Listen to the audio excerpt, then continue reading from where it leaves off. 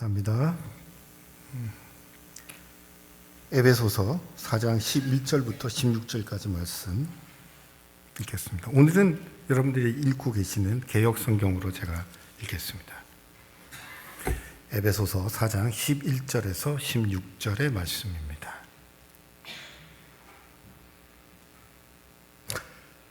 그가 어떤 사람은 사도로, 어떤 사람은 선지자로, 어떤 사람은 복음 전하는 자로, 어떤 사람은 목사와 교사로 삼으셨으니 이는 성도를 온전하게 하여 봉사의 일을 하게 하며 그리스도의 몸을 세우려 하심이라. 우리가 다 하나님의 아들을 믿는 것과 아는 일에 하나가 되어 온전한 사람을 이루어 그리스도의 장성한 분량이 충만한 데까지 이르리니 이는 우리가 이제부터 어린아이가 되지 아니하며 사람의 속임수와 간사한 유혹에 빠져 온갖 교훈의 풍조에 밀려 요동하지 않게 하려 함이라. 오직 사랑 안에서 참된 것을 하여 범사에 그에게까지 자랄지라. 그는 머리니 곧 그리스도라. 그에게서 온 몸이 각 마디로 통하여 도움을 받음으로 연결되고 결합되어 각 지체의 분량대로 역사하여 그 몸을 자라나게 하며 사랑 안에서 스스로 세우느니라. 아멘.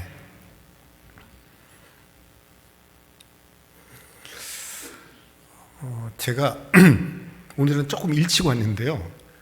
저는 현재 강서구에 있는 치유하는 교회 영어 예배 설교로 한 1년 좀 넘게 섬기고 있습니다. 예배가 12시 30분부터 1시 30분까지고 또 교제하고 이러면 한 2시, 3시 이렇게 끝나는데 이 동합교회 설교하는 일로 제가 마음이 급해서 오늘은 원래 설교 20분밖에 안 하는데 딱 10분만 설교하고 오늘 뛰어왔습니다. 예. 그 운전하는 우리 내부순환로 이게 성산대교부터 가슴이 졸아가지고요. 이게 지금 내비게이션 켜놔도 늦게 가면 안 된다 그렇게 생각해서 오늘 하여튼 조금 사정이 좋아서 조금 제가 덜 이렇게 급한 마음으로 섰습니다. 오늘 준비한 슬라이드가 있기는 한데 제가 한두 가지 좀 편한 마음으로 말씀드리고 싶은 게 좀 있습니다. 그러니까 제가 말씀드렸죠. 제가 서울 종합교회 출신이고 서울에서 초등학교, 중학교, 고등학교, 대학교까지 다 있었는데 제가 안수를 받고 처음에 이제 목사로서 활동을 한 곳은 강원도 양구 휴전선 있는 데였단 말입니다. 강원도 양구는 겨울이 6개월이에요. 10월부터 4월까지. 실제로 10월에 눈이 옵니다. 왜냐하면 1300고지기 때문에요.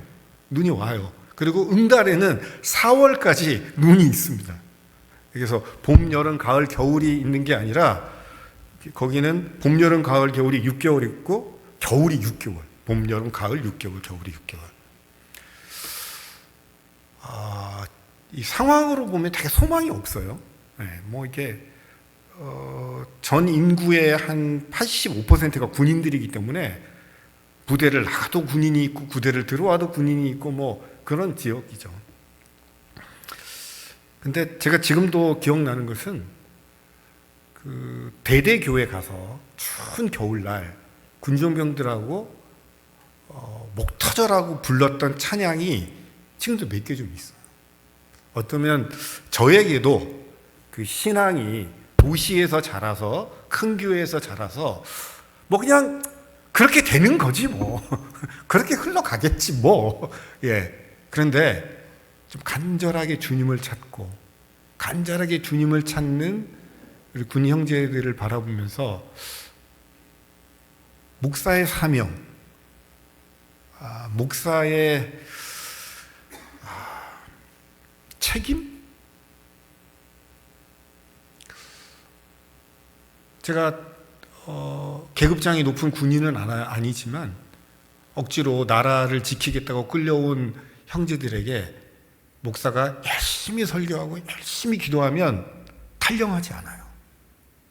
사고가 좀 덜 일어납니다. 그러니까 이게 이것과 이거는 원래 관계가 없는 거거든요. 군인은 군인의 일이 있고 목사는 목사의 일이 있는데, 이렇게 제가 사실은 탈영병을 한번 잡아온 적이 있어요. 부대가 탈영이 되면 아주 난리가 나거든요. 그래서 부대가 비상이 걸렸는데 동네에 있는 목사님이 저한테 밤 한 11시쯤 돼서 전화가 왔어요. 전화를 받고 보니까 한 목사님, 우리 교회에 지금 좀 와야 될 일이 있다고, 밤중에. 그렇게 막 달려갔어요. 차를 몰고. 이유인 즉슨 저희 부대 한 명이 탈영을 했는데 이 전투 지원 중대에서 키가 크고 달리기를 잘하는 친구예요. 교회도 잘 나오는 친구인데 그냥 그날 저녁에 오후에 마음이 답답했대요. 그래서 낮은 담장, 이게 건장하고 워낙 뭘 잘하니까 이렇게 훌쩍 넘어서 갔는데 논이 있더래요. 논에 길이 있더래요. 그래서 어디로 가야 될지는 모르겠는데 막 뛰어갔다는 거예요. 도망간 게 아니라 그냥 막 뛰어갔대요. 근데 좀 지치고 추운데 갈 데가 없더래요. 막상 부대 담을 뛰어넘었는데 그게 보니까 십자가 있더래요. 교회 잘 나오던 친구거든요.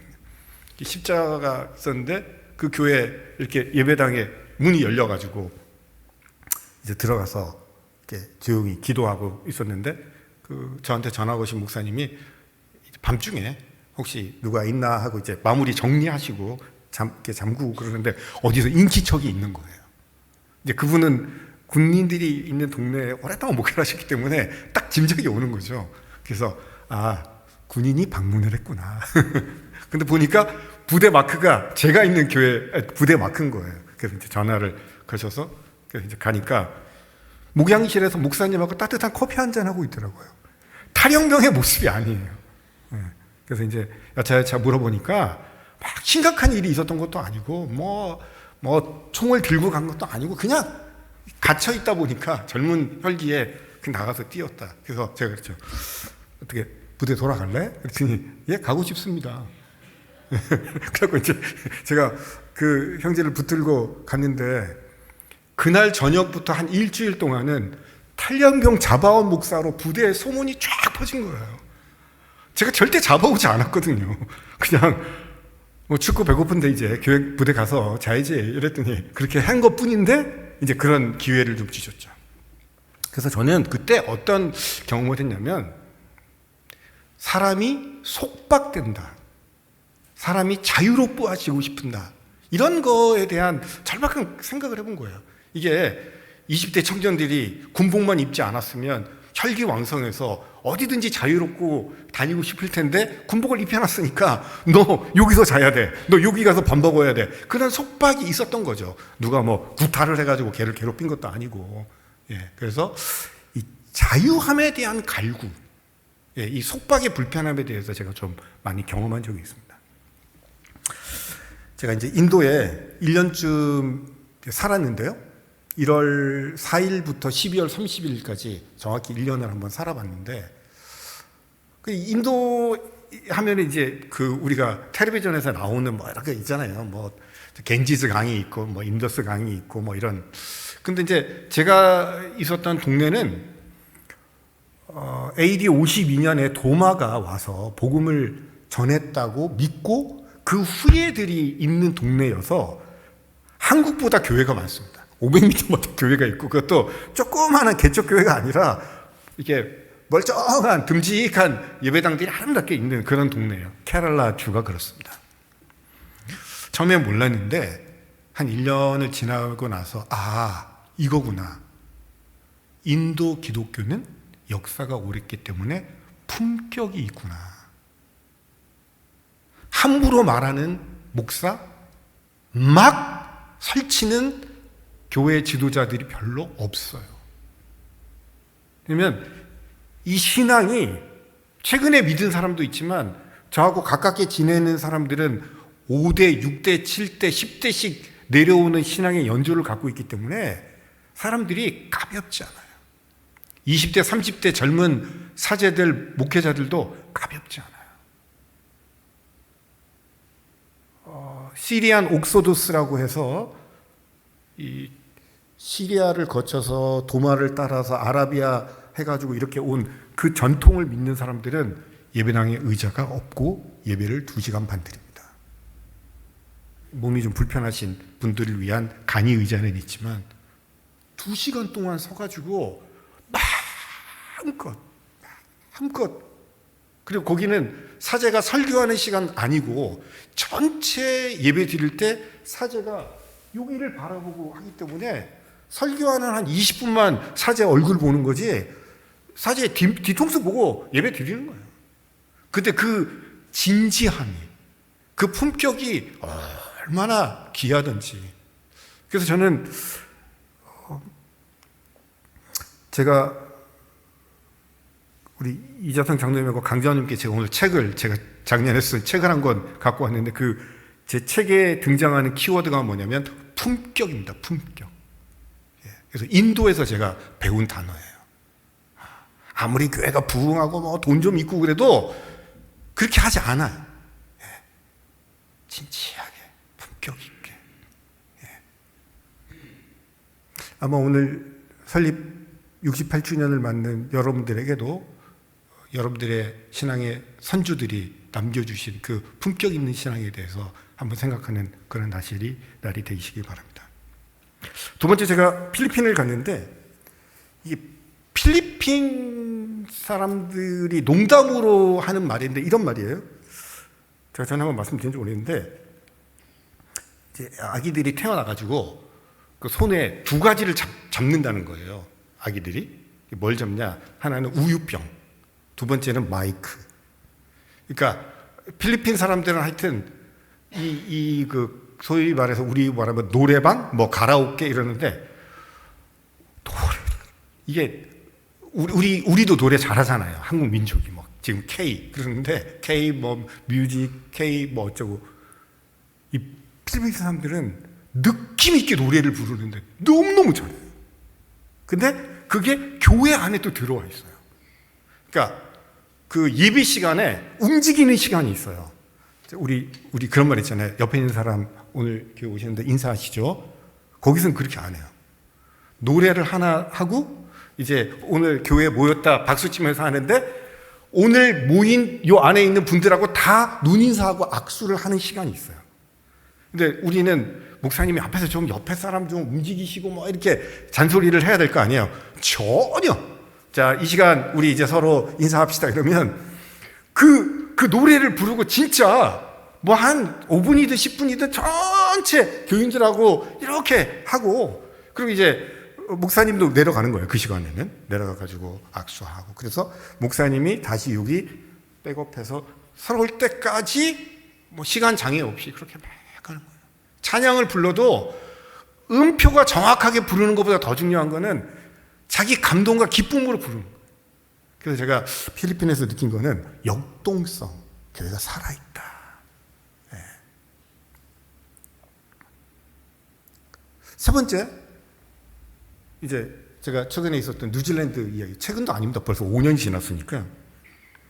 뉴질랜드 가서는 제가 이런 거였어요.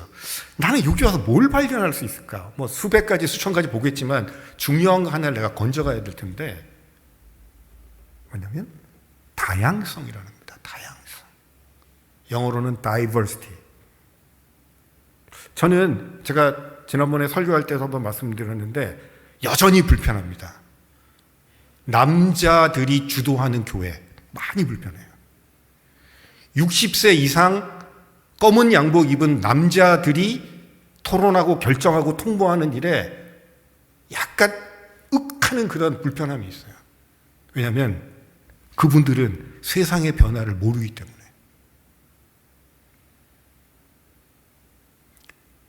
제가 쓸데없이 PPT나 통계를 제시하는 게 아닙니다. 정신을 차려야 되기 때문입니다. 저는 매주 5개의 신문을 읽으면서 한국 사회의 변화와 관련된 거 보고 다운받고 PPT 자료로 씁니다. 어느 당에서 어떤 대통령 후보가 나오고 별로 관심이 없습니다. 그러나 한국 사회의 구성원의 어떤 변화가 있다든지 나이의 변화가 있다든지 이런 거는 한번 기사 걸리면 끝까지 찾습니다. 왜? 한국 사회를 모르고 어떻게 설교를 할 수 있어요? 여러분들과 만나는 시간은 주일날 몇 시간이고 여러분들은 월요일부터 토요일까지 그 변화무쌍한 한국 사회에 살고 계신데 이 교회 안에 내가 익숙하고 내가 하고 싶은 말만 하는 이 교회, 그리고 거기에 익숙해진 몇몇의 사람들과 함께 교회를 이끈다고 하는 것은 이미 저에게는 굉장히 불편한 일입니다.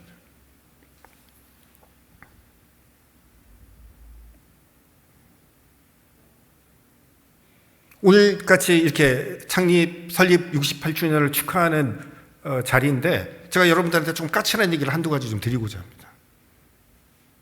왜 70주년이 될 때 여러분 교회는 여성 장로가 있을지 없을지에 대해서 지금부터 고민해야 됩니다.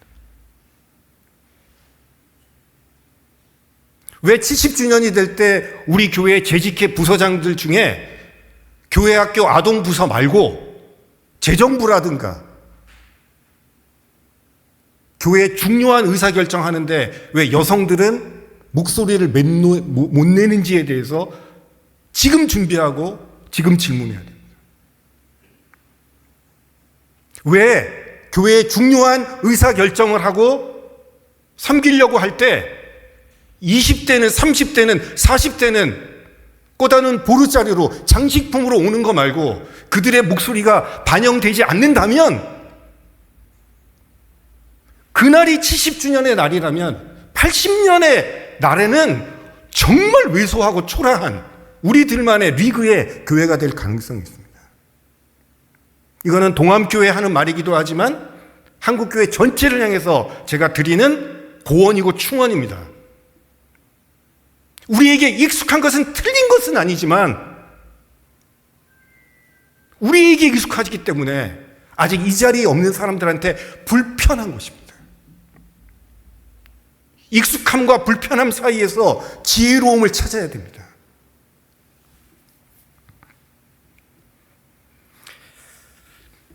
저는 다음 주 오후 예배가 끝나고 어떤 교회로부터 강의를 하나 해달라고 하는 초청을 받아서 다음 주에는 이 예배가 끝나면 막 또 뛰어가야 되는 일이 있는데 뭐냐면 지금 현재 목사님이 심호하고 계신데 그 목사님이 은퇴하고 새로운 목사님을 청빙하는 일에 대해서 세미나 발제를 해달라고 했어요.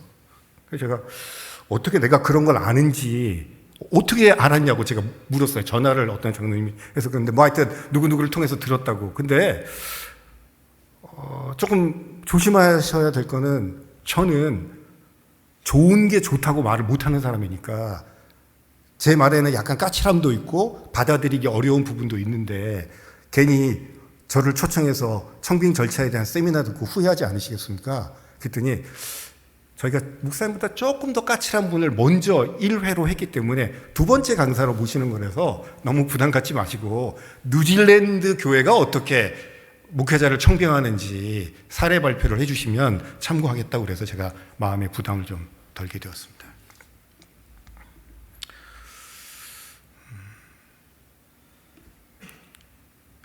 슬라이드 다음 장 해주시겠습니까?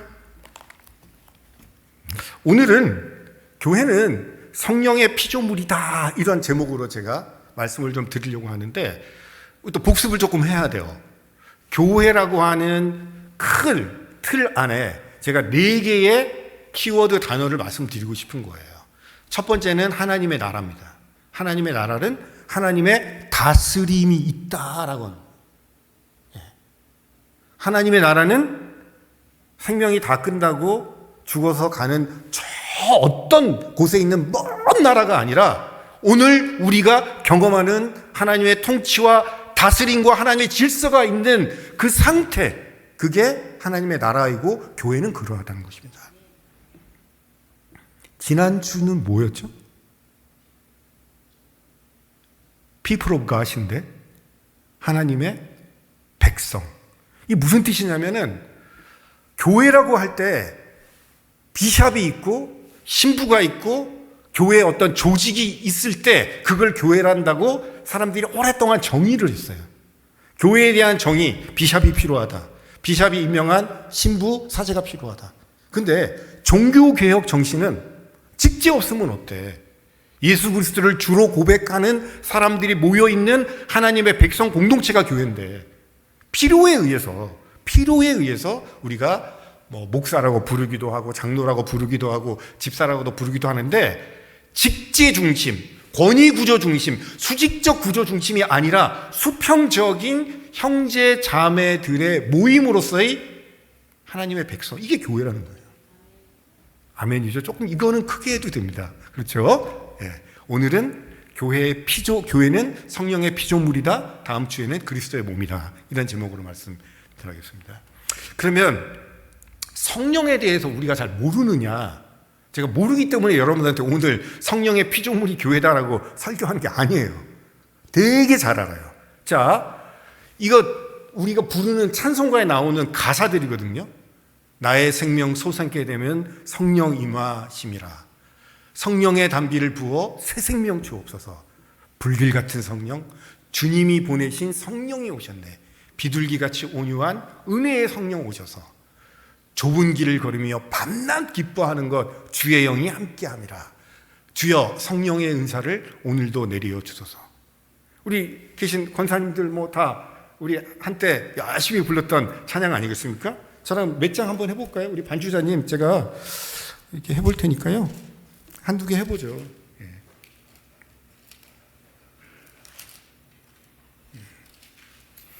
자, 182장 1절씩만 해볼게요. 1절씩. 예, 제가 한 3곡 정도는 해보고 싶은데, 자, 182장 1절만.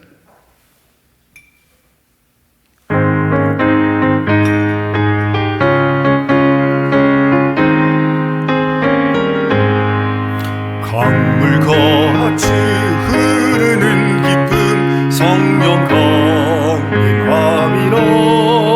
정결한 맘 영원하도록 주의 거처 되셨네. 주님 주시는 참된 평화가 내 맘속에 넘치네. 주의 말씀이.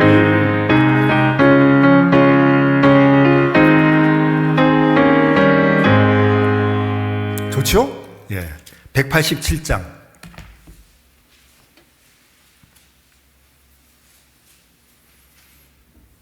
이것도 1절만 하겠습니다.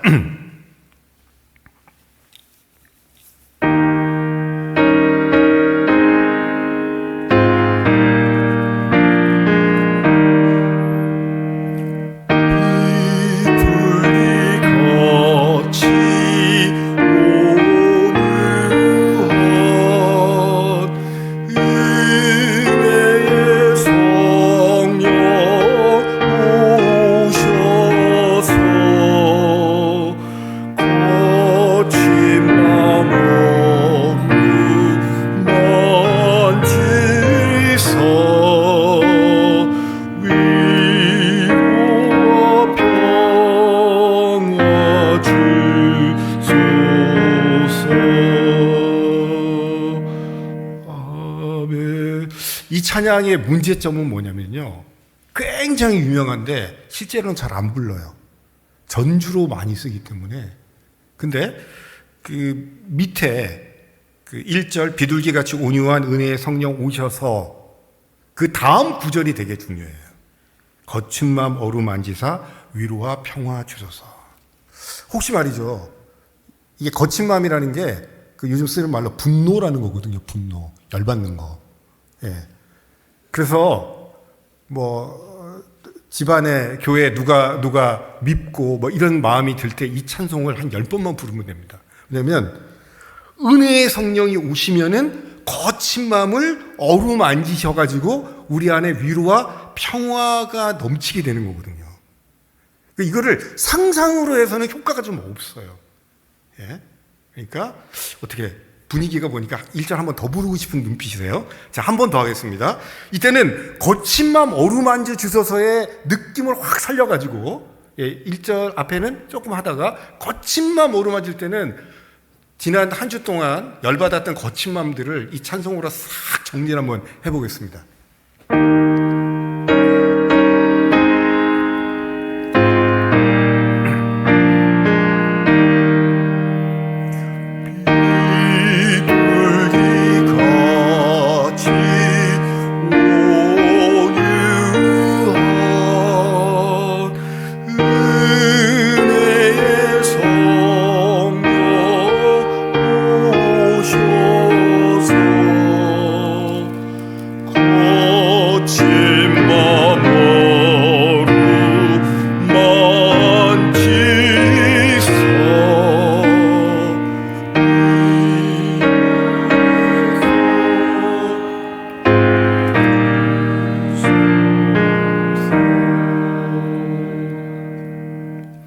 195장 5절을 부르겠습니다. 195장 5절.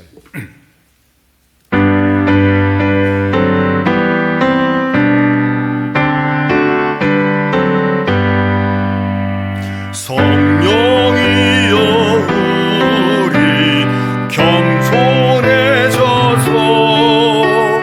우리 주와 같이 되게 하소서.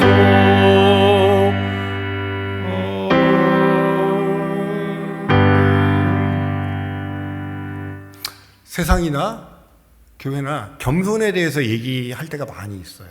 제가 좀 겸손해지기를 원합니다. 뭐 겸손하게 말씀드리면 다 소용이 없어요. 절대 인간은 겸손해지지 않습니다. 인간은 자기 드러내의 욕구를 갖고 있기 때문에 그거 다 그냥 하는 말이에요. 근데 교회에서는 겸손하기도 해야 되잖아요. 그때 어떻게 하냐면 이 찬양을 부르면 돼요. 성령이여 우리 겸손해져서 우리 주와 같이 되게 하소서라고 이 5절의 가사를 한 10번 부르면 뭔가 겸손한 영이, 겸손한 상태가 쓱 되는 것 같거든요. 그러니까 딴 거 보고 막 노력하고 막 애쓰고 겸손하게 옷 입고 뭐 그런 거 안 돼요. 이 찬송 제대로 부르면 겸손한 마음이 생깁니다. 마지막으로 196장 한 장 더 하겠습니다.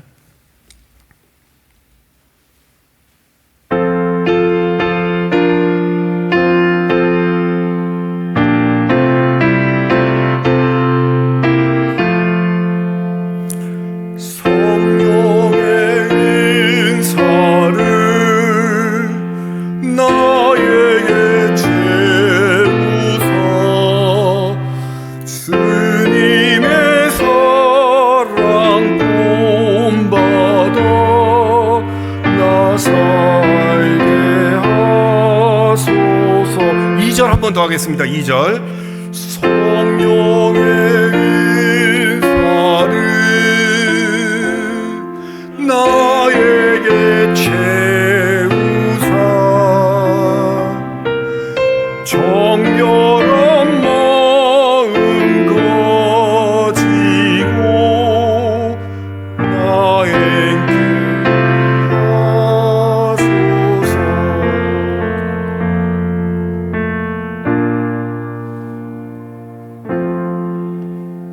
여러분, 채운다라는 가사가 있잖아요. 여기 이제 물컵이 있는데 얼만큼 넣어야 이걸 채운다라고 정의할 수 있는 거죠? 퍼센트로 따지면 여기 가득을 채운다라고 하는 겁니까? 여기 한 3분의 1쯤 하는 걸 채운다라고 하는 겁니까? 가능하면 가득이죠. 가능하면 한 70, 요게 지금 70%쯤 되는 건데 요거보다 조금 더 제가 한 모금 했기 때문에. 사람들이 뭐라고 얘기하냐면 성령의 은사를 받고 성령의 사람으로 거듭나기를 바라는데 10% 채워진 상태를 90% 채워진 걸로 착각하는 사람들이 엄청 많아요. 교회 안에. 그 첫사랑이지, 첫사랑. 나에게도 성령의 은사가 온다. 하나님께서 나한테 성령의 은사를 주신다. 근데 그게 채워진다라는 표현을 쓸 때는 좀 더 채워야 돼요. 이렇게. 그리고 이게 가득 넘어가는 상태를 많이 걱정하지 않아도 되는 거는 흘러 넘치잖아요. 그러면 이 성령의 은사는 흘러 넘쳐서 하수구로 가지 않아요. 성령이 필요한 주변의 사람들한테 감염이 돼요. 이렇게. 자연스럽게. 그러니까 이왕 성령의 은사가 내게로 올 때 어떻게 해야 돼요? 방어막을 피고 절대로 안 되는데 나는 컵이 작아서 성령의 은사를 저는 찔끔만 받아도 충분합니다. 그렇게 안 하셔도 돼요. 좀 그릇을 크게 준비하시고 가능하면 풍성하게 채우고 채워 넘치면 그거는 하수구가 아니라 주변에 은혜의 강물이 되는 거니까 그러면 되는 거죠. 뭐. 자, 오늘 불렀던 찬송을 우리가 생각해서 우리가 생각하는 성령의 이해를 한번 요약해 보면 다음 슬라이드 보세요. 그러니까 지금 이 찬송가 안에 나타나 있는 성령에 대한 이해는 이런 거예요. 성령은 생명을 살리는 영이다. 예, 이게 뭔가 이렇게 기운이 빠져가지고 예?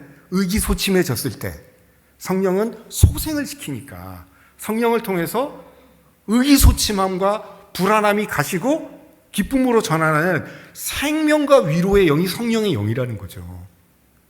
이거 뭐 처음 들으시는 거 아니잖아요? 우리가 찬송을 부를 때마다 다 경험한 거죠. 근데 성령이 임하는 방법은 말이죠. 하나님하고 12시에 만나요 브라보콘 해서 만나지 않아요. 이거는 하나님의 입장에서 불길같이 주도적으로 임하는 거기 때문에 오신다는 사실만 우리가 인정하면 하나님과 시간과 장소를 어떻게 정하는 게 아니에요. 그분이 주도적으로 불길같이 임한다는 겁니다. 세 번째, 주님이 보내신다는 거예요. 그러니까 우리가 성령을 사모하고 받기를 바라지만은 결정적인 건 뭐냐면 그분이 보내야 온다는 거예요. 그분이 보내야 된다고. 예. 막 우리 뭡니까? 우리 이 줄 땡기기 하죠? 예? 그래서 우리가 막 줄을 땡겨 가지고 막 애를 쓰면 성령이 우리의 힘에 딸려 가지고 이렇게 그거 아니에요. 예.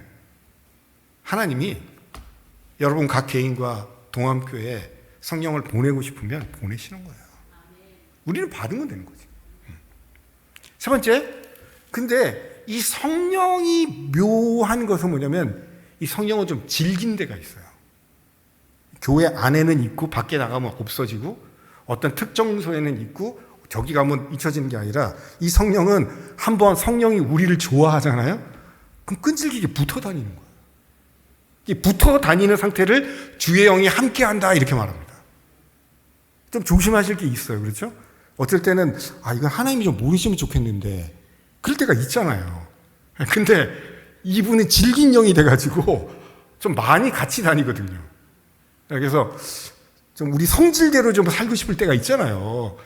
근데 순간 지난 주일날 함께 하시네 이렇게 찬양을 했으면 이번 주간도 주님이 함께 하시기 때문에 조금 우리를 좀 컨트롤할 필요가 있는 거죠. 아까도 말씀드렸지만 성령의 은사는 10%만 가지고도 효과가 있는데 한 90, 100% 되면 더 멋있거든요. 그러니까 이양 온 성령 충만을 기대하고 우리의 그릇이 이 물컵이 물이 없을 때가 아름다워요? 물컵은 물이 있을 때가 아름다워요? 하나님의 백성은 성령이 없을 때가 아름다워요? 성령이 충만할 때가 아름다워요? 충만할 때가 아름답지 않아요. 다 지금 아름다운 표정으로 여러분들 앉아 계시니까.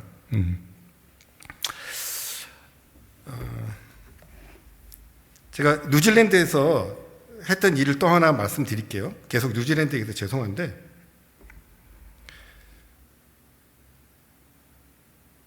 목사로부터 쫓겨난 교인들을 제가 6개월 동안 섬겼습니다.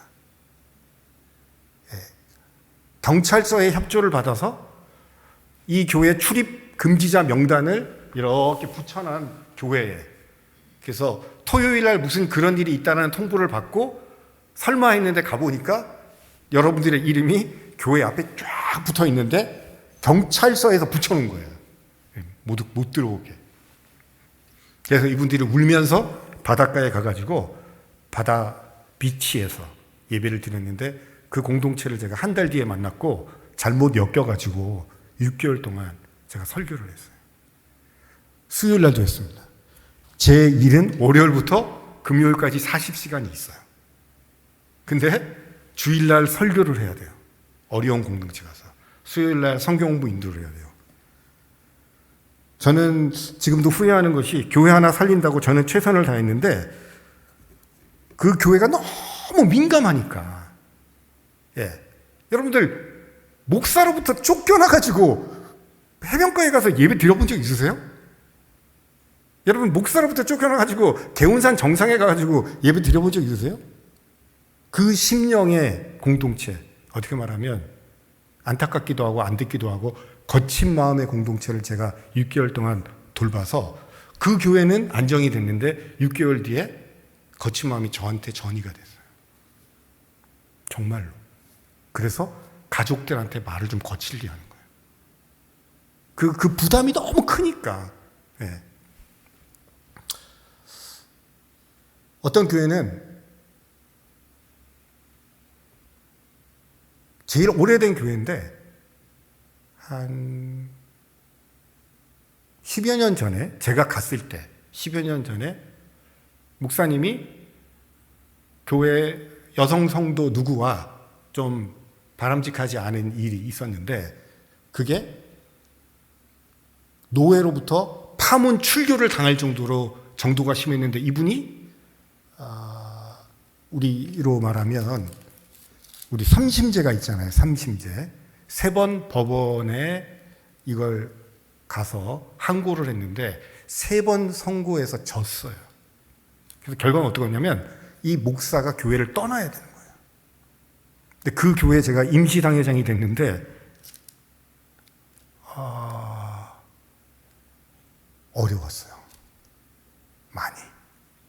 왜냐하면 그분과 교인들이 20년 이상 같이 지냈기 때문에 우리 목사님은 그랬을 리가 없다라고 믿는 사람이 교인들 중에 80%였고 그리고 무고하게 자기 목사를 뉴질랜드의 교회와 법원이 탄압한다고 믿는 교인들이 다수였기 때문에 그 교회를 정리를 했는데 결국엔 제가 이겼습니다. 결론이 이긴 거고 그 저항하는 목사와 교인들을 바로 세우는 일에 저는 또 한 번 거친 마음의 상태를 경험했습니다. 세상 말로 죽을 뻔했습니다. 그리고 위임 목사님이 새로 오셨고 그 교회는 건강한 공동체로 갔습니다. 좋은 날인데 제가 좀 어둡고 무거운 얘기를 해서 죄송합니다만 하나만 더 하겠습니다. 제 또래, 저보다는 한두 살 어린 것 같은데 제 또래에 열심히 있는 목사님이 교회를 부흥시키고 뭐 이렇게 했는데 희무장로 4명의 장로님들이 자기의 목사님의 리더십과 의사를 잘 협조 안 해준다라고 해서 희무장로가 4명인데 목사가 희무장로 4명을 다 희무정지를 시켰습니다. 그러니까 이게 교회는 여러분 예수만 잘 믿어도 되지만 우리 동안교회처럼 이 정도 규모와 역사가 있으면 최소한 목사 1명과 장로 2 이걸 조직교회라고 그래요. 그러니까 아무리 어떤 장로님이 미워도 그렇게 하는 거 아닌데 이 목사님이 4명의 목사를 장로 희무정지를 시키는 바람에 노회에서 깜짝 놀래가지고 제가 그 노회를 한 5개월쯤 왔다 갔다 한 것 같아요. 근데 결국에 그 목사님은 그 교회를 쪼개서 나가버렸어요. 그리고 남은 교인들 한 70%는 살아났죠. 완전히 회복이 되고.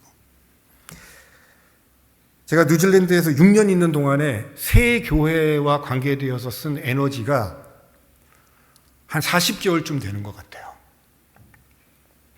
72개월 동안 40개월 에너지를 썼기 때문에 제 몸과 마음은 너덜너덜해졌고 그 교회의 관계자들은 지금도 저를 기억하고 어려울 때 저를 우리 교회가 목사님의 도움을 받았다고 하지만 제가 갖고 있는 영적 에너지, 저의 신학적 에너지, 저의 영어 실력을 다 쏟아 부어서 교회 공동체를 살리는 일에 애를 써보았습니다. 그는 한경균이라는 목사가 잘나가지고 열심히 써서 그렇게 한 게 아니에요. 왜냐하면 제가 생각하는 교회는 이래야 된다라고 하는 것 때문에 그런 것입니다. 여러분, 성령이 교회를 설립합니다. 우리의 믿음의 선조들이 1955년에 이 안암동 언덕에 굉장히 불비한 상황에 예수에 대한 희망을 가지고 교회를 세웠는데 그거는 그 성도님들이 세우기도 했지만 그 성도님들에게 그런 교회로 모일 수 있는 지혜와 용기를 준 성령님의 사역이기도 한 거예요.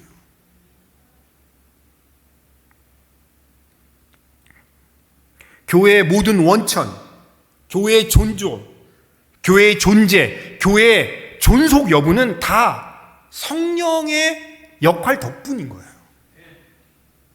교회 창립일을 맞을 때마다 우리의 신앙의 선배들을 여러분 분명히 기억하시고 감사하십시오. 그와 함께 그 분들 안에 역사하고 그 분들과 동행하신 성령님께 진실되게 감사하십시오.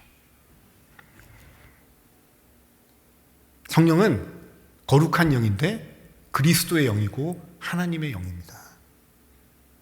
성부 하나님, 성자 하나님, 성령 하나님, 삼위일체 하나님의 한 축을 맡으시면서 그리스도 하나님의 영으로서 우리를 경험케 하시는 것이죠. 성령의 출처는 교회도 아니고 신자도 아니고 하나님 자신입니다. 너 어디서 왔니? Where are you come from?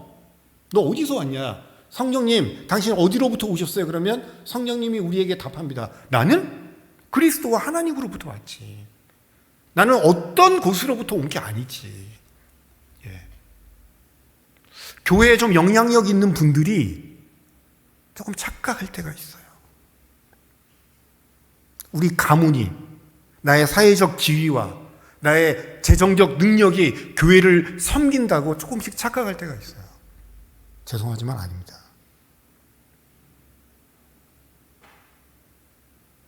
그리스도로부터, 성부 하나님으로부터 온 성령의 이끌림을 받아야 교회를 섬길 수 있는 겁니다. 성령을 통해 하나님의 교회 안에서 활동하고 교회에게 자신을 제시하며 교회에 내리시고 교회를 설립하고 유지합니다. 설립도 하시고 바쁘셔가지고 이 안암동에 동암교회 설립하시고 나 잠깐만 딴 데 갔다 올게 그리고 잊으시는 분이 아니에요. 그 이후로 계속 우리와 함께 있으면서 이 교회가 하나님의 나라의 다스림과 하나님의 백성들이 모여있는 선한 공동체가 되도록 계속 옆에서 도우시는 분이 성령님입니다. 한국의 어떤 신학자가 이 성령에 대해서 좀 정의를 했는데 이렇게 정의한 글을 보고 제가 굉장히 감동을 받았어요.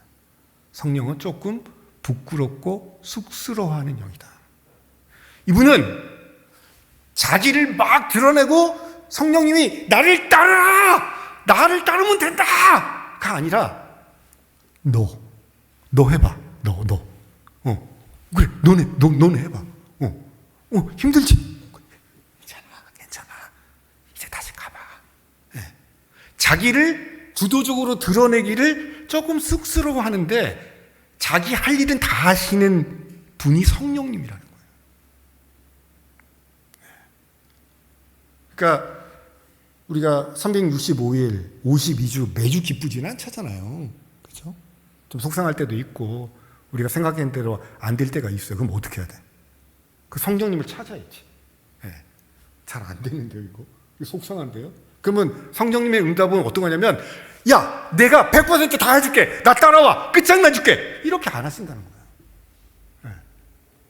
먼저 손 잡아주고 눈빛 맞춰주고 어깨 톡톡거려주고 좀 물자. 좀 물자. 좀 속상하자. 좀 나쁜 거 좀 버리자. 걷어내자. 따뜻한 마음, 온유한 영으로 좀 채우자. 너의 환경과 조건이 너를 힘들게 할지라도 중요한 것은 너 자신이니까. 네가 따뜻해지면, 네가 부드러워지면 되는 거니까. 그러면 하나님께서 따뜻하고 부드러운 영을 계속 채워가지고 부들부들해지면 야, 가자. 이제 너의 때가 왔다. 겸손한 영으로, 부드러운 영으로 교회를 섬길 기회가 왔다. 가자. 그러니까 앞에서 이끄시는 대장은 예수님이 하시는 거고 성령님은 뒤에서 맞아. 이쪽으로. 그렇게 우리에게 속삭이는 그 분이 바로 성령님이라고 하는 것입니다. 그럼 교인들은 뭐냐? 교인들은, 자, 다음 슬라이드요. 성령의 집을 짓는 사람들을 우리는 교인이라고 할 수 있습니다. 하나님의 영이 교회를 채우고 있습니다. 여러분, 이 예배당에 그 빈 좌석이 많다고 너무 실망하거나 의기소침하지 마십시오. 눈에 보이는 교인의 숫자는 좀 적을 수 있지만 성령님이 이 공간에 가득 채워져서 우리와 함께 계심을 믿고 인정하면 좀 빈자리 있어도 괜찮아요. 예, 네. 문제는 진짜 교회 안에 성령이 채워지고 성령이 활동하고 있는지를 우리가 느끼고 진단해야 되는 것입니다. 신앙인들은 영의 집으로 지어지는 사람들이요, 영의 집을 짓는 사람들입니다. 오늘 읽었던 에베소서의 말씀에 서로 연결되고라는 표현이 있는데, 이 연결되고라고 하는 원어는 뭐냐면 뜨개질로 연결된 이런 뜻입니다. 이렇게 선으로 이렇게 언제든지 이렇게 붙었다 떴다 이런 게 아니라, 아시죠? 코가 한번 이렇게 안 빠지잖아요. 그러니까 교회를 상상하던 사도 바울에게는 하나님의 백성들이 뜨개질처럼 이렇게 저렇게 연결되어져서 탄탄하게 간다는 거예요. 여러분 스스로 우리를 점검해 볼 필요가 있어요. 내가 이제 이 교회 나와서 소위 연차가 있어서 짬밥도 있고 직분도 받았는데 연결되는 뜨개질 코가 없으면 이거 이상한 거예요. 예. 나는 연결되어 있는가? 나는 연결되어 왕성한 성숙한 분량에 이르도록 함께 성장해 가고 있는가? 하나님의 영은 교회의 존립 근거요, 생명의 원리이며 활동 능력입니다.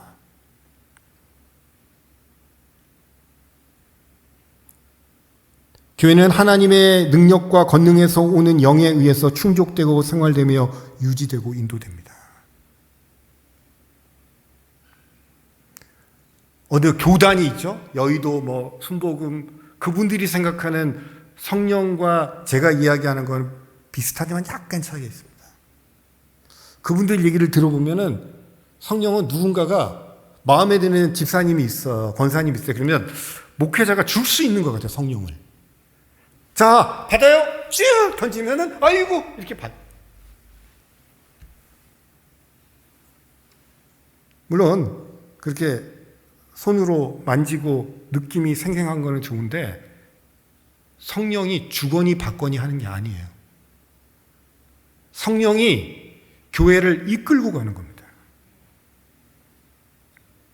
제가 지난번에 한번 말씀드렸죠? 뉴질랜드에서 당회를 인도하는데 30분간 기도한다. 예? 그거 왜 하냐? 어떤 결정을 해야 되는데, 중요한 결정을 해서 교인들한테 상의를 해야 되는데 성령의 인도하심을 받는 30분이 있다는 거예요. 그럼 어려운 결정사항이 별로 두렵지 않아요. 우리가 온갖 지혜와 정보와 그런 것들 다 모아서 뭔가를 지금 해내야 되는데, 여러분, 전 데이터를 분석하는 사람이지만 데이터를 크게 믿지는 않습니다. 우리는 데이터 너머를 보는 사람이기 때문에, 예.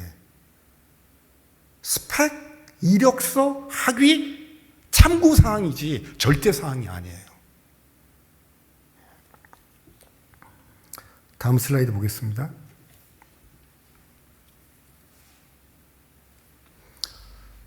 성령과 교회를 구분할 줄 아는 교회는 교회 내에도 죄와 허물이 있음을 냉정하고 겸손하게 인정할 수 있고, 이미 의롭게 된 자로 새롭게 용서받고 해방되리라는 희망을 가질 수 있습니다. 우린 죄인인데 주님이 의롭다 여겨줘서 의인이 된 거지, 죄가 사라진 건 아니지. 그 과거가 완전 사라진 건 아니지. 그걸 다 그 허물을 덮는 풍성한 주님의, 하나님의 은혜, 의롭다 하심이 있는 거죠. 그런데 용서받은 사람들이 용서를 잘 못하잖아요. 용서받은 사람들이. 지가 용서받은 걸 다 까먹고. 그러니까 허물이 있는 거예요, 우리 교회 안에. 예, 교회 안에 허물이 있어요. 근데 겸손의 영이 임하지 않으면 그 허물이 커 보이는 거예요. 온유하고 겸손한 영이 좀 채워지면 그 허물이 작아 보이거나 그 허물이 하나님의 의로 가려지는 거죠. 이런 연습을 우리가 교회에서 계속 하는 거예요. 믿고 순종하고 희망하면서 자기 자신이 아니라 하나님의 성령의 모든 희망을 걸어야 하는 것입니다. 나를 믿는 게 교회에서 제일 위험한 거 아닙니까? 나는 제가 그래요. 저는 이제 제가 50대 중반인데 5학년 진급하면서 우울증도 겪어봤거든요. 내 마음이 왜 이래 이거. 오전 다르고 오후가 다르고 저녁 다르네. 한 4번쯤 바뀌었던 것 같아요. 지금은 조금 나아졌지만. 너 자신을 아는 건 중요해요. 네, 그런데 나 자신을 너무 믿으면 안 돼요. 하나님 인도하심, 성령의 인도하심을 믿고 성령의 희망을 거는 것입니다. 겸손하게 자신을 자유롭게 하나님의 영과 구별하는 교회는 비록 약함을 부인할 수 없더라도 결국 강한 교회요, 온갖 부자유를 드러내면서 결국 자유로운 교회가 된다. 여러분, 교회에 속박받으려고 나오셨어요? 누구로부터 통제받으려고 나오셨어요? 누구로부터 지시받으려고 나오셨어요?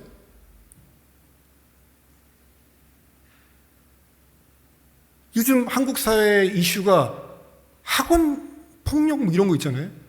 이게 때리는 것만 폭력입니까? 언어의 폭력은 없고 눈빛의 폭력은 없습니까? 교회에 뭐 그런 거 하려고 나온 거 아니잖아요.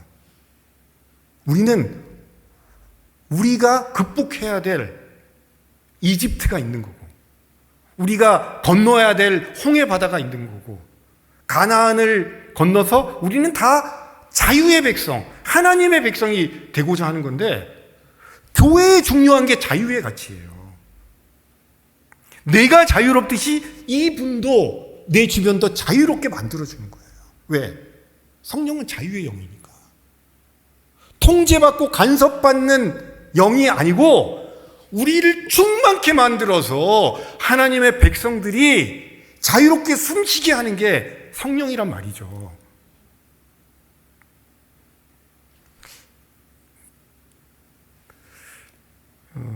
이 문장은 용서하시고 한 번만 들으시면 제가 이런 말 할 때 그런 느낌 오는데, 오늘 한국 교회에 관행적으로 되어 있는 무시하기, 억압하기, 차별하기, 그거는 성령이 인도해서 자유롭게 만드는 거하고 반대로 가는 거예요. 왜 교회에, 오늘 한국의 개신교회에 사람들이 많이 없냐? 왜 옛날에는 많았냐? 한국의 사회와 한국의 교회 상황은 늘 이렇게 가는 거예요. 세상이 차별하고 억압할 때, 신분제가 있을 때, 여성을 무시할 때, 그 사회에 억압받는 사람들이 교회로 다 들어오는 거예요. 교회만 들어오면 자유인이 되는 거죠. 여성한테 기회를 안 줄 때, 직분을 안 줄 때, 여성에게 기회를 주고 직분을 주고 리더십을 썩으라고 한 데가 교회였단 말이죠. 오늘 세상으로부터 짓눌려서 자유인이 아니라 억압된 종살이처럼 하는 사람들이 있는데, 그 사람들이 교회로 찾아올게 교회를 좀 자유로운 공동체로 만들어줘야 될 거 아니에요. 저는 28년 된 목사인데 설교하는 기간은 5년도 안 돼요. 저는 23년 동안 저 안에 앉아 있었어요. 회중석에 앉아 있는 게 훨씬 편하고 자유스러운 목사예요. 근데 예배 중에 뛰쳐나가고 싶을 때가 정말 많았어요. 저 목사 정신이 빠졌다. 은혜스러운 말씀을 증거하는 것 같으나 지가 교회의 주인이구나. 지가 교인들을 컨트롤하고 있구나. 지가 전하는 말씀이 최고의 말씀으로 착각하고 있구나. 삼위일체 하나님, 성부 하나님, 성자 그리스도, 성령 하나님만 높이고 드러낼 거 말고 교회에서 뭐 드러낼 게 뭐가 있어요?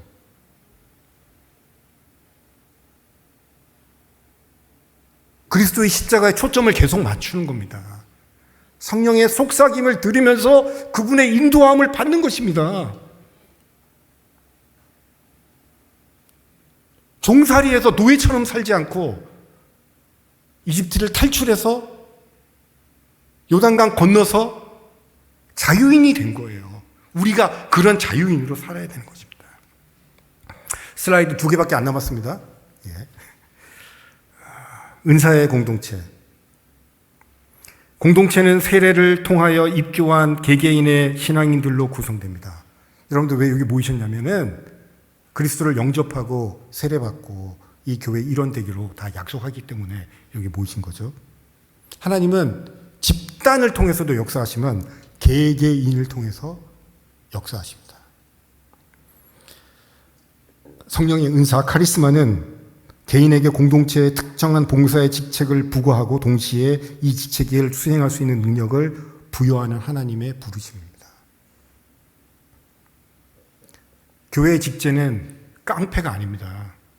장로는 더 높고 서리집사는 더 낮은 그런 계급이 깡패인 세상의 그 직분이 아니고 하나님께서 너는 이 공동체에 이런 은사를 받아서 섬기면 좋겠다 해서 부여한 것들이고 부여할 때 그것을 충만케 채워주시겠다고 약속해 주시는 거죠. 은사는 모든 카리스마는 성령을 통해서 부여하는 하나님의 표현입니다. 내가 널 사랑하거든. 내가 너네 공동체를 사랑하거든. 그래서 말로만 하지 않고 사랑하니까 내가 지혜의 영도 주고 위로의 영도 주고 봉사할 수 있는 힘도 주고 그래서 내가 은사를 허락하는 거잖아. 은사의 질서. 누구도 자기를 남보다 높이고 모든 것을 장악하여 자기의 복종시키려 해서는 안 된다.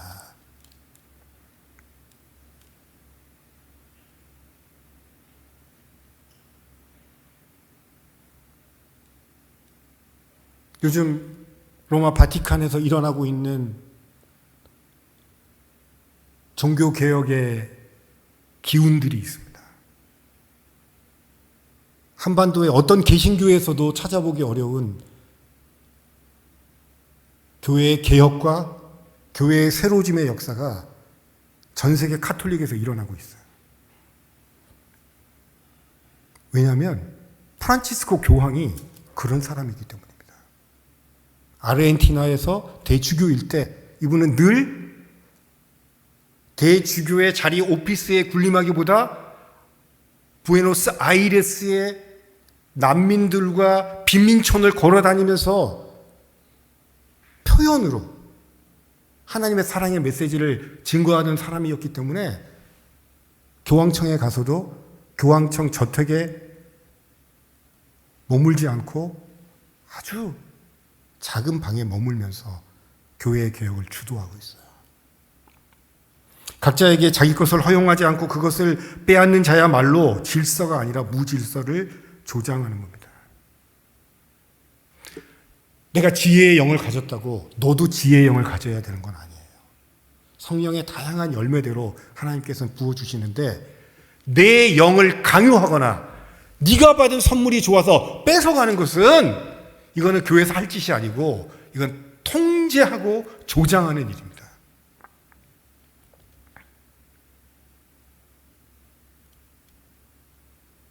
각자가 가진 카리스마는 자기 자신을 위한 것이 아니라 남을 위한 겁니다. 우리 신약 성경에 보면 서로라는 단어가 참 많이 나와요. 서로. 서로가 서로를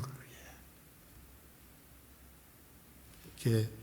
이게 충만한 영이 오는데 이게 지금 서로를 섬기는 쪽으로 쓰면서 가끔 이렇게 해야 되죠. 이 물컵에 있는 물이 저를 섬겨서 물에 이게 오는 거잖아요. 성령의 은사들을 서로 나누어 줘서 부족한 것들을 채워줘서 서로 아름다워지는 거잖아요. 예.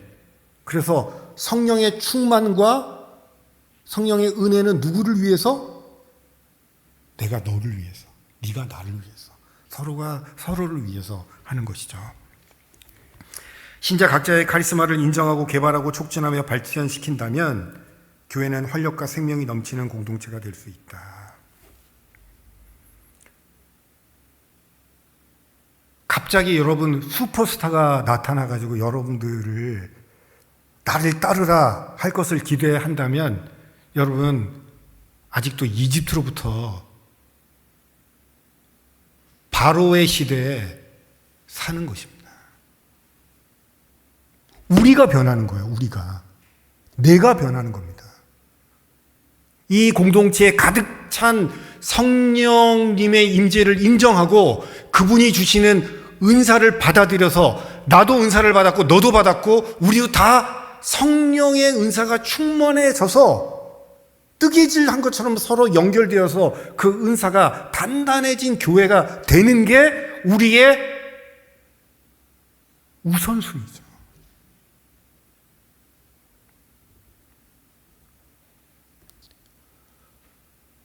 조금 힘드신 시기잖아요. 그런데 이 시기를 왜 주셨을까? 하나님이 기회를 주시는 거라고 생각하시면 좋겠습니다. 담임 목사님이 부재한 기간 동안에 갈팡질팡 하는 거, 그거 광야에서 이스라엘 백성들이 불평하면서 다 해봤던 거예요. 오죽 답답하면은 금송아지 세워가지고 신으로 불기둥, 구름기둥으로 질기게 그들과 함께 있는 그분의 인도하심을 망각하고 자기네들의 익숙한 방법으로 신이 보이지 않는다면 신은 존재하지도 않고 임재하지도 않고 동행하려고 하는 그 불순종의 사건들이 있잖아요. 우리는 어떡할 건가? 행정적이고 지리적 위치는 안암동인데 영적 위치는 여러분 어디에 계십니까? 애굽입니까? 신의 광야입니까? 요단 광야입니까? 각자의 자리가 있을 뿐만 아니라 동암교회의 자리가 있을 것입니다. 저는 제 스스로 제가 의학적인 실력이나 그런 경험이나 그런 거 없지만 하나님께서 저한테 주신 은사는 교회의 건강성, 교회의 영적 상태를 진단하고 교회를 싹 건드려서 촉발시키는 그런 은사를 주셨다고 믿어요. 또 그렇게 해서 많은 교회들을 유익하게 해봤던 경험이 있습니다. 목사가 드리는 진단은 신학적인 진단이에요. 신학적 진단은 조금 거북하고 딱딱합니다. 익숙하지 않습니다. 운동 열심히 안 하는 환자한테 아침에 걸으세요 이렇게 의사가 조언하잖아요. 하루 세 끼 식사하시고 꼭 이 약 드세요. 오늘의 설교를 제가 정리해 볼까 해요. 하나님의 통치와 다스림을 경험하고 계십니까? 교회 안에 계급장 띄고 짬밥 띄고 형제 자매 공동체로서 하나님의 백성임을 감격스럽게 경험하고 계십니까? 성령이 우리 교회를 세우고 우리를 이끌고 가고 우리의 부족한 것들을 채워주시는 분이라고 고백하고 계십니까? 이게 이번 달 3번 제가 질문하는 거고 다음 주에 한 번 더 질문 드리겠습니다. 영적 진단을 받으시고 필요하면 바꾸시고 하나님이 동암교회를 향한 기대가 남아 있으시고 이 공동체를 쓰시고자 할 때 우리의 마음이 강팍하고 거칠어져서 누구를 비난하고 정죄하는 상태에 있다면 그건 아직도 신의 광야에서 있는 거예요. 거친 마음을 다루어 주십니다. 다듬어 주십니다.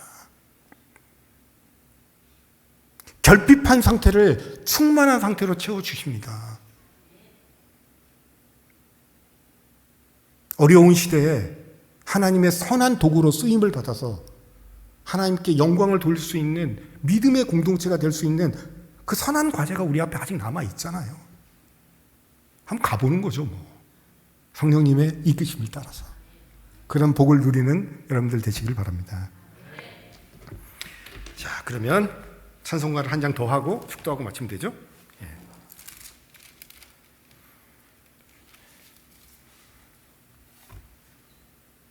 (195장) 성령이여 우리 찬송 부를 때.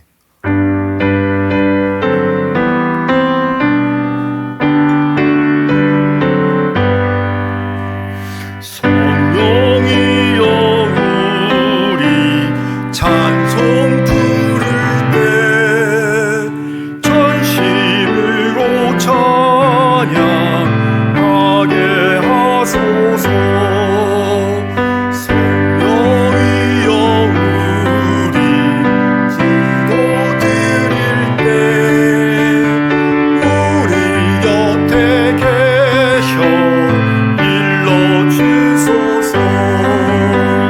성령이여 우리 성경 읽을 때 그 속에서 빛을 보게 하소서. 성령이여 우리 전도할 때에 지혜로운 말씀 주시옵소서. 성령이여 우리 겸손해져서 우리 주와 같이 되게 하소서.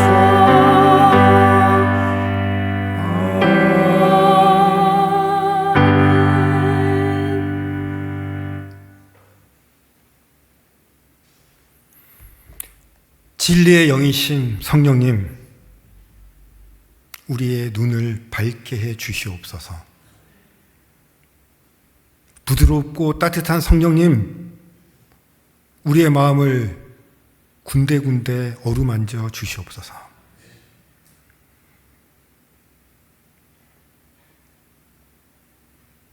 우리를 이끌고 가시는 성령님, 뒤에서 밀어주시는 성령님, 우리의 머리에서 발끝까지 성령의 선한 도구로 주님을 따르게 해 주시옵소서. 이제는 우리 구주 예수 그리스도의 은혜와 하늘 아버지의 극진하신 사랑과 성령의 위로 교통 역사하심이 서로 연결되어 서로를 섬기는 귀한 공동체로 발전해 나가기를 원하는 동암교회 성도들 가운데 영원토록 함께 하시기를 축원하옵나이다.